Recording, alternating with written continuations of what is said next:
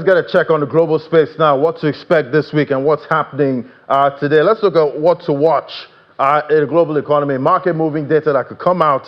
Yeah, so they have it, key earnings. We're looking forward to NVIDIA's earnings. There's the chip maker. There's been in the front and center on the AI boom with surging sales on growing demand for the emerging tech. Investors will likely be watching for updates on its most advanced offerings as well as its plans to navigate changing policies. When the company posts its quarterly results, some other companies are set to also report this week in the US, including chipmaker Marvel Technology, Dell, CrowdStrike, cloud provider Snowflake, and engineering software maker Autodesk, along with several Canadian banks. And we're also looking out for Fed speaks there. Federal Reserve official, that's Richmond. As for Richmond, President Tom Barkin, he'll be speaking some point this week, I think about Wednesday and Tuesday, and investors will be looking out for what he has to say about inflation in the U.S. Going forward.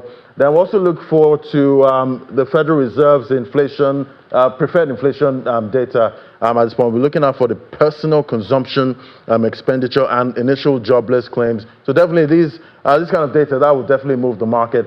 So other stories now. China's smartphone shipments that fell for a second straight month in June as high inventories and weak sales that weighed on demand. According to Jefferies analysts, shipments dropped 14% year on year, following a 21% fall in May, dragged by a roughly 31% decline in iPhone volumes and an 11% drop in local brands, and that's according to analysts there. Now, Chinese technology stocks, especially chip makers, they rose sharply today as Beijing's scrutiny of NVIDIA chips that sparked increasing bets on locally sourced processors for artificial intelligence development. Chip stocks in China were also encouraged by a major AI developer, DeepSeek, unveiling a model optimized for Chinese-made chips there.